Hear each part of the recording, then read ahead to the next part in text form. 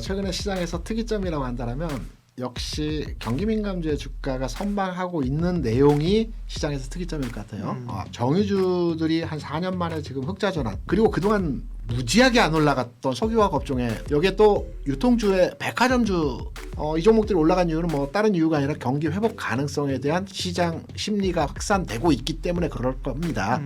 그럼 우리나라만의 경기 회복에 대한 가능성으로 최근에 경기 민감주가 움직이느냐, 중국 시장에 대해서 올해 1월부터 10월까지 무려 75조를 매수를 했다라고 합니다. 경기 회복과 관련된 내용으로 대상국가에 주식을 투자하는 관점으로 진행이 되었지 않나 판단하고요.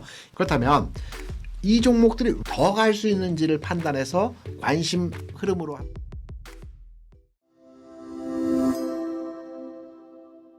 예민수의 경제 토크, 이번엔 경기 관련주들, 경기 민감주 얘기하겠습니다. 김대준 대표님 말씀 나눠요. 최근에 보면 사실은 뭐 워낙 IT, AI, 반도체 이쪽이 뭐 집중돼 있고 그죠? 네.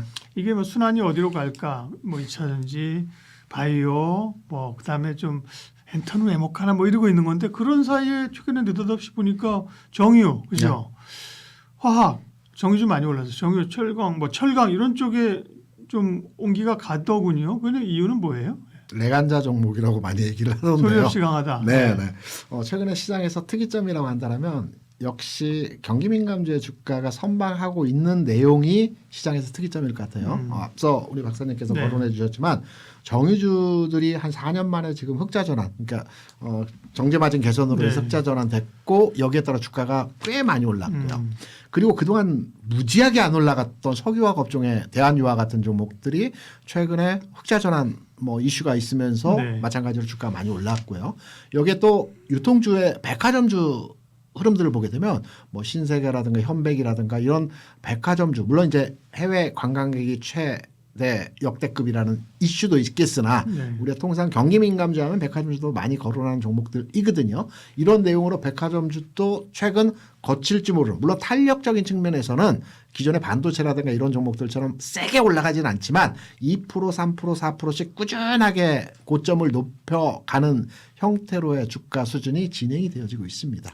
그렇다면 이 종목들이 왜 올라갔는지를 해석을 해보고요. 더 갈 수 있는지를 판단해서 관심 흐름으로 한번 말씀을 드려보면, 이 종목들이 올라간 이유는 뭐 다른 이유가 아니라 경기 회복 가능성에 대한 시장 심리가 확산되고 있기 때문에 그럴 겁니다. 예를 들어서 국내 GDP 성장률을 최근 3분기 동안의 흐름들을 판단해 보게 되면 1분기에는 우리나라, 미국이 다 역성장했습니다. 우리나라 같은 마이너스 2%, 0.2% 성장을 했거든요. 성장이 아니죠. 역성장이었고요. 2분기에는 0.6% 성장을 했어요. 3분기가 중요합니다. 3분기에 1.2%가 성장을 했는데요. IMF나 OECD가 올해 우리나라의 경제 성장률을 1% 미만으로 봤어요. 0.8, 0.9. 근데 3분기에 1.2% 성장을 하면서 4분기에도 경제는 관성법칙이기 때문에 1% 이상의 성장이 나타날 거고, 올해 성장률 자체를 1% 초중반을 판단하고 있어요. 내년도는 1.8%를 예상을 하고 있어요. 그럼 우리나라만의 경기 회복에 대한 가능성으로 최근에 경기 민감주가 움직이느냐, 이 부분보다는 미국도 그렇고요. 중국도 최근에 흐름들이 긍정적으로 진행되고 있어요. 해외 투자자, 외국인 투자자들이 중국 시장에 대해서 올해 1월부터 10월까지 무려 75조를 매수를 했다라고 합니다. 굉장히 큰 규모이거든요. 역대급 규모는 한 120조가 되는데 최근에 한 10조, 15조 정도 매수했던 거에 비해서 70조 규모는 굉장히 매수 강도가 강화된 형태입니다. 중국 증시도 많이 올랐어요. IT 같은 경우는. 많이 올랐죠.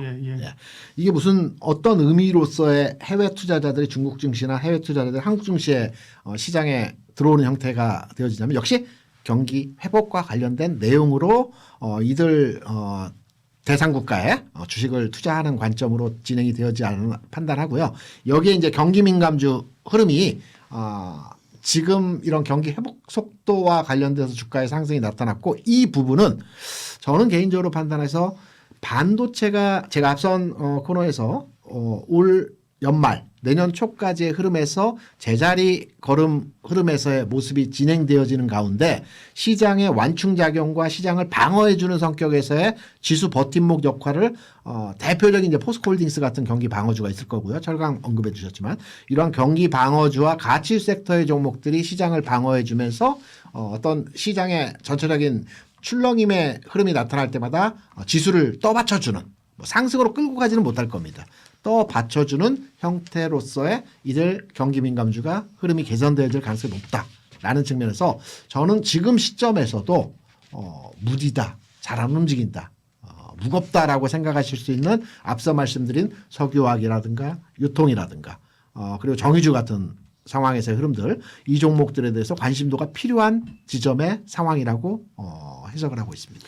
한국은 생각보다는 경기가 이제 좋아진다는 얘기는 동의, 그죠? 네. 올해 또 힘들고 내년에 또 힘들 거로 생각했는데 그리고 사실은 뭐 경기 부양을 위해서 우리가 추경도 하고, 그죠? 그렇죠. 소비 쿠폰도 나눠주고 그랬는데 이게 될까 싶었는데 AI 붐으로 반도체 좋고, 그렇죠? 자동차 수출 좋고 수출 좋잖아요. 그러니까 내년에 성장률이 기대보다는 좋다. 동의. 그런데 세계 경제는 사실 미중 간의 패권 전쟁으로, 그죠? 네. 관세 불락을 다 치고 있고 전보다 어쨌든 간에 뭐 물동량도 줄고 세계 경제 자체는 불투명한 거 아니에요? 네. 미국과 중국이 네. 내년에 아주 큰 이벤트가 있지 않습니까? 내년에 연말 11월에 미군 중간선거가 있고요. 예. 그리고 중국 같은 경우는 내년 3월 양회 때 시진핑 4기 출범이 있습니다. 그러면 중간선거와 시진핑 4기 출범을 위해서는 대다수 국민들에게 동의를 얻어야 되는 부분이거든요. 대다수 국민들의 동의를 얻기 위해서는 경기 회복이 가장 필수적인 요소라고 생각을 합니다. 그렇기 때문에 미국 정부이든 중국 정부이든 지금 부딪힘 현상으로 진행이 되어지는 것처럼 겉에 전체적인 그림은 보여지긴 하나 내년도의 이벤트를 앞두고 이 부분이 개선되어지는 형태로의 진행될 가능성이 있고 이 부분에 따라서 세계 경기 회복에 대한 가능성도 접근을 하고 있습니다. 네. 그러게요. 이제 뭐 세계은행이나 이런 데서 IMF에서 이제 세계 경제 전망들이 이제 슬슬 나올 텐데요. 중국도 그렇고 뭐 어쨌든 간에 만만치는 않아 보이는데 우리로 돌아오면 환율은 어떻게 되는 거예요? 우리 원화가 좀처럼 떨어지지 않고 있는 상황이고 그게 외국인들에게 부담이 된다고 하지만 뭐 전처럼 같지는 않고 일부에서는 이제 높은 환율이 이게 뉴노멀로 가면서 부담은 있지만 수출업체들에게는 도움이 될 거라는 얘기도 있어요. 그게 지금 얘기한 경기 민감주들에게 화학이든 철강이든 도움이 되는 얘기인가요? 1차적으로 유통주의 흐름들을 보게 되면 네. 뭐 외국인 관광객에 의해서 매출이 신장하고 영업이익 자체가 늘어나는 현상도 나타나긴 하지만 유통주는 실제적으로 매입이 없고 매출만 있지 않습니까? 가져와서 판매하는 거기 때문에 이익치가 개선이 되는 현상들이 진행이 되고요. 석유화학 같은 업종의 종목들을 판단해 보게 되더라도 원자재를 수입을 해서 가공해서 이제 수출을 하는 형태인데 그렇죠. 네. 원자재 가격, 유가의 흐름은 최근 64불 내외에서 고착화되어 있습니다. 그리고 트럼프의 의도처럼 60불 이하로 유가를 안정화시키겠다는 게 기본적인 목표이거든요.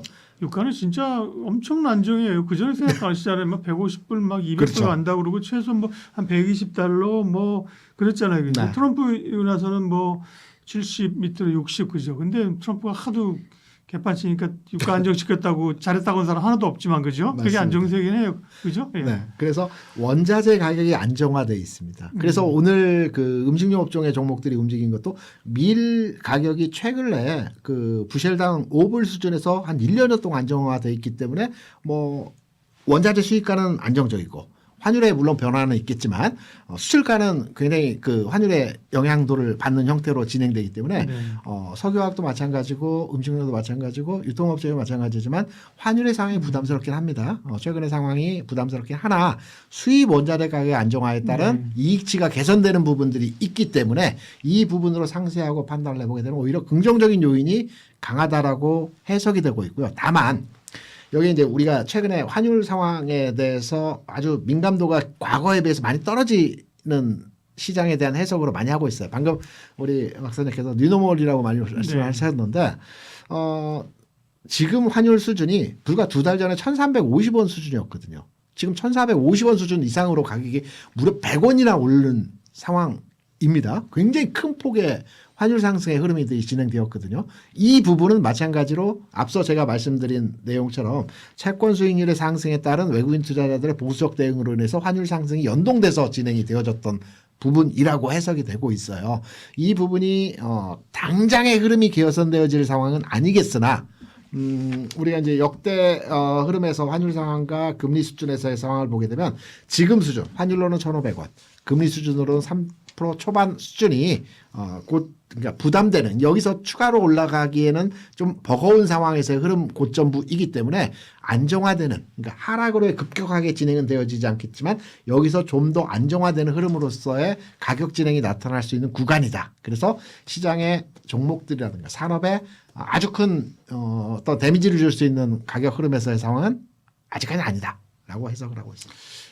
옛날에 기억하시는 분이 있을지 모르겠지만 차화정 랠리가 있었던 적도 있었어요. 그죠? 7공주도 있었죠 그때. 그러니까 우리 김대진 대표님의 뭐 우리는 서로 알고 있는 건데 차화정의 자동차와 화학정유가 주도주였다고요. 그죠? 맞습니다. 그런 때가 있는데 지금의 경기 민감주가 화학정유, 차화철이 주도주가 된다. 이런 게 좀 어렵죠. 그죠? 그렇게까지 가기 쉽지 않을 것 그렇죠. 같습니다. 어려우나 어떤 일정 부분의 상승 순환매 차원에서는 이제 숟가락 하나 얹으려고 한다. 네. 그러면 오늘 경기 민감주 얘기하셨는데 그 중에 좀 투자 아이디어 괜찮은 섹터 압축해 주세요. 여러 가지 재료 가치를 가지고 있는 저는 백화점주의 신세계 종목에 대해서 관심도를 백화점도 경기 민감주라고 볼 수 있나? 그럴 수 있겠 경기를 타네. 보통 우리가 이제 경기 민감주 하면 뭐 시크릿컬 하면 주로 화학 철강 이런 그렇죠. 거 얘기하는데 경기가 급등하면 백화점과 소비가 그렇죠. 늘어나고 그러네요. 그렇게 되면 유통주도 경기 민감주로도 예. 해석을 합니다. 그래서 신세계 같은 경우에는 뭐 가격적으로 보면 한 20% 정도 올라와 있습니다. 네. 원래 무거운 종목이긴 하나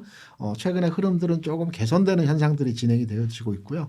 외국인 투자 관광객에 대한 부분도 진행이 되어지고 있고 여러 가지 주변 상황에 대한 흐름들이 개선이 되고 있기 때문에 최근에 그 20만 원 초중반에서의 가격이긴 하나 20% 올라와서 이전의 수준에서의 대비해서 판단해 보게 되면 여전히 저평가 PBR 기준으로 0.45 정도의 수준이거든요. 저평가 수준이기 때문에 관심도가 필요하다 이렇게 생각합니다. 네, 유통. 네. 그러면 정유나 화학 쪽은요? 석유화학 쪽에서는 당연히 대한유화가 탑픽 흐름으로 관심도를 가져갈 종목이고요. 예. 정유, 그러니까 정유 종목은 S-오일이 이번에 흑자 전환됐기 때문에 가장 선호도가 높은 종목으로 해석을 하고 있습니다. 네. 그러니까요. 뭐 정유 가면 S-오일 가고 SK 이노베이션은 뭐 이리저리 못 해요. 그렇죠? 2차 전지할 때는 넌 정유주잖아. 그리고 왜? 정유 올라갈 때는 뭐 또 못 끼고 그죠? 그렇죠. 그러니까 참. 네. 예, 경기 민감주 얘기 또 우리가 알고 있는 뭐 소재 말고도 유통 쪽에서의 관심도를 갖자 얘기하셨습니다. KR 리서치 김대준 대표님 함께했습니다. 고맙습니다. 네, 감사합니다.